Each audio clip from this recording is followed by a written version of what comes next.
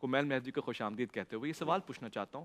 ویسے تو زبان خاموش ہے، کتنے سارے القابات آپ کے لیے ہیں، مگر ذرا یہ زحمت دیجئے قرآن کو. قرآن کس انداز سے آپ کو پکارتا ہے، پھر احادیث کس انداز سے فضائل و مناقب کا ذکر فرماتی جناب سیدہ کے لیے؟ بسم اللہ الرحمن الرحیم. دیکھیں کاغذ پہ پہلے سورہ مریم کو دم کروں، واہ، تب فاطمہ کی عصمت و عفت رقم کروں. سبحان تو اللہ. وہاں تو جو منزل ہے کہ آفاق میں زہرا کا نہیں ہے کوئی ہمسر، ہاں، زوجہ صد اللہ کی اور بنت پیمبر، ہاں ہاں حوا کا شرف نور خدا عرش کا زیور، ہاں اور قرآن میں جسے یاد کرے خالق اکبر. ہاں. ثانی کوئی زہرا کا نہ ہوگا نہ ہوا ہے، ہاں حضرت زینب کو جو کہیے تو بجا ہے، اللہ وہ انہی اکبر. کی بیٹی ہیں. سبحان اللہ. ثانی زہرا ان کا ایک ثانیہ لقب ہے. زہرا. تو بہرحال سلام اللہ علیہ، ان پر درود و سلام ہو، کائنات کے رسول جن کے احترام میں بلند ہو. تو یہ بات تو سبھی جانتے ہیں کہ حضور مکرم ان کے احترام میں بلند ہوتے تھے. واجلسہ فی مجلسی ہی، اور انہیں وہاں بٹھاتے تھے جہاں خود تشریف فرما ہوتے تھے، اللہ اکبر. اور انہیں سونگتے تھے، استشمام فرماتے تھے، اور کہتے تھے کہ انی اشم رائحۃ الجنہ منہا، میں فاطمہ زہرا سے جنت کی خوشبو کو محسوس کرتا ہوں. اب یہاں کیفیت یہ ہے کہ ایک لمحے کے لیے تصور فرمائیے گا کہ ایک بزم ہو انبیاء علیہم السلام کی، جہاں 1,24,000 انبیاء ہوں، اور وہاں حضور مکرم بلند ہو جائے. اللہ اکبر. تو کیا حضرت آدم علیہ السلام وہاں بیٹھے رہیں گے یا وہ بھی کھڑے ہو جائیں گے؟ اللہ اکبر. سب کھڑے ہو جائیں گے.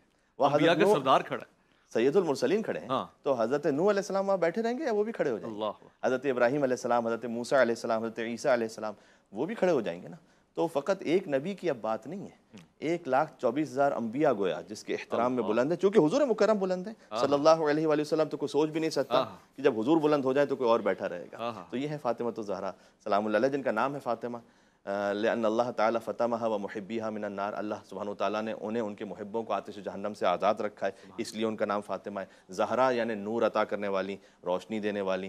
بطول یعنی اللہ سبحانہ وتعالیٰ نے جنہیں تمام نسوانی عوارض سے ایسے پاک رکھا کہ احمد بن یوسف غرمانی دمشقی کی کتاب ہے الاخبار الدول والآثار الاول فی التاریخ. تو میں حوالہ اس لیے دے رہا ہوں کہ اس میں بات بہت بڑی ہے. تو انہوں نے جلد نمبر 1 صفحہ نمبر 256 پر اس بات کو لکھا ہے کہ حضرت عائشہ فرماتی کہ کانت لا تحیز، کہ وہ نسوانی عوارض سے پاک تھی، لأنہا خلقت من تفاحۃ الجنہ، اس لیے کہ وہ جنت کے سیب سے خلق کی گئی تھی. حضور مکرم کو بلایا تھا نا اللہ سبحانہ وتعالیٰ نے عرش پر، اور معراج پہ بلا کے وہ سیب عطا فرمایا تھا، اور فرمایا تھا کہ یہ ہے نور فاطمہ. آپ جب یہ تناول فرما لیجئے، یہ سبب بنے گا اس بات کا کہ آپ زمین پر زہرا سلام اللہ علیہا اپنی اس بشری کیفیت میں تشریف لائے. تو جو سیب ہے اللہ سبحانہ، اس لیے انہوں نے فرمایا کہ لأنہا خلقت من تفاحۃ الجنہ، انہیں جنت کے سیب سے اللہ سبحانہ وتعالیٰ نے خلق فرمایا تھا. وہ بقول شاعر کے اپنے محبوب کو خود سیب کھلایا ہوگا اور نور کو نور محمد سے ملایا ہوگا، اور حسن کونین کو شاہکار سراپا دے کر تب کہیں فاطمہ زہرا کو بنایا ہوگا. اور تیری آمد کی خبر سورہ کوثر میں بیاں کر کے رنجیدہ محمد کو ہنسایا ہوگا، اور تیری تخلیق سے پہلے ہی خدا تعالیٰ نے تیرا ہم پلہ تیرا کف بنایا ہوگا. تیری خاطر اسے ہر دور زمانہ سمجھے، اس کی آمد کے لیے کعبہ سجایا ہوگا، اس کے درجات زمانے کو بتانے کے لیے شاہ کونین نے ہاتھوں پہ اٹھایا ہوگا.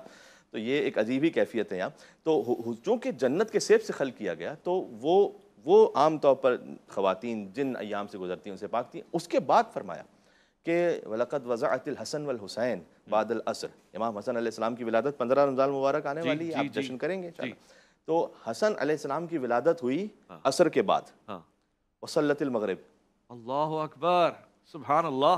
اگر آپ محسوس کر پائیں اس بات کو کہ مغرب کی نماز بی بی فاطمہ نے ادا کی، عصر کے بعد امام حسن علیہ السلام کی ولادت ہوئی اور مغرب کی نماز ادا کی. تو یہ وہ بطول ہیں جن کے ہاں ولادت ہونے کے بعد بھی نماز بھی جاری رہتی ہے، روزہ بھی باقی رہتا ہے. سبحان اللہ، سبحان اللہ. یہاں پر وہ عصمت کی کیفیت ہے اور وہ طہارت کی کیفیت ہے در حقیقت. انما یرید اللہ لیذھب عنکم الرجس اہل البیت ویطہرکم تطہیرا. تو اللہ سبحانہ وتعالیٰ نے وہ خاص الخاص تحفہ اپنے حبیب کو عطا فرمایا. اور جب حضور مکرم ان کے لیے احترام میں بلند ہوتے تھے تو استشمام بھی فرماتے تھے، اور ساتھ میں انہیں بوسہ لے کر اپنے مقام پر بٹھاتے تھے. یہ ساری باتیں پھر اللہ سبحانہ وتعالیٰ نے ان کے لیے انا اعطیناک الکوثر، کہ اے حبیب ہم نے آپ کو کوثر عطا کیا. تو دیکھیں کوثر جنت کی ایک نہر بھی ہے، لیکن فقط یہاں یہ مراد نہیں ہے. اچھا، اس لیے کہ جس کے صدقے میں پوری کائنات اللہ سبحانہ وتعالیٰ نے خلق کی ہوئی، تو اللہ تعالیٰ ایک نہر دے کے نہیں کہے گا کہ ہم نے تمہیں کوثر. جنت کی سردار آپ ہیں. جی جی جی.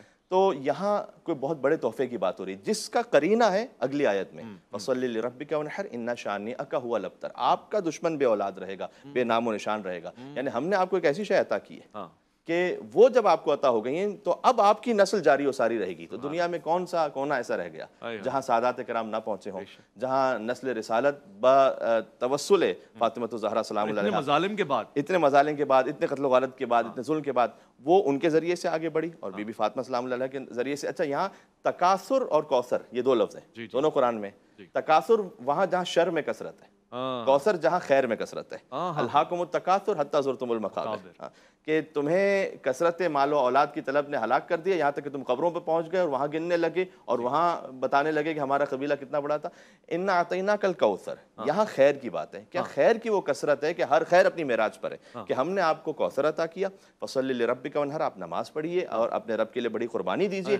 ان شانئک هو الابتر, آپ کا دشمن ہی بھی اولاد رہے گا. علامہ جلال الدین سیوطی نے تفسیر در المنصور میں اس بات کو لکھا ہے سورہ رحمان کی اس آیت کی ذیل میں کہ مرج البحرین یلتقیان, مرج البحرین یلتقیان بینہما برزخ لا یبغیان. چونکہ آپ نے قرآن کی بات کی تھی کہ اس سے تھوڑی سی بات ہو تو مرج البحرین یلتقیان بینہما برزخ لا یبغیان فبأی آلاء ربکما تکذبان. تو تفسیر در المنصور میں انہوں نے اس روایت کو لکھا ہے کہ حضور مکرم صلی اللہ علیہ وآلہ وسلم نے ارشاد فرمایا کہ بحرین, دو سمندر, ایک تو اس کا ظاہر ہے جو دنیا میں آپ کو مل جائے گا, ایک اس کا باطن ہے. باطن حضور نے فرمایا کہ یہاں ہما علی و فاطمہ, یہ وہ دو سمندر ہیں کہ جنہیں اللہ سبحانہ و تعالیٰ نے ملایا. ایک علم و حکمت کا سمندر ہے, ایک حکمت و طہارت کی سمندر ہے. اللہ سبحانہ و تعالیٰ نے بینہما برزخ لا یبغیان, ان کے درمیان ایک ایسی برزخ ہے کہ کبھی ایک دوسرے سے عبور نہیں کر سکتے اور تجاوز نہیں کر سکتے. فبأی آلاء ربکما تکذبان, تم اپنے رب کی کون کون سی نعمتوں کو جھٹلاؤ گے. یخرج منہما اللؤلؤ والمرجان, ان سے ہم نے لؤلؤ اور مرجان خارج کیے. لؤلؤ سے مراد سبز موتی ہے, مرجان سے مراد سرخ موتی ہے. سب سے مراد امام حسن علیہ السلام ہے, مرجان سے مراد امام حسین علیہ السلام ہے.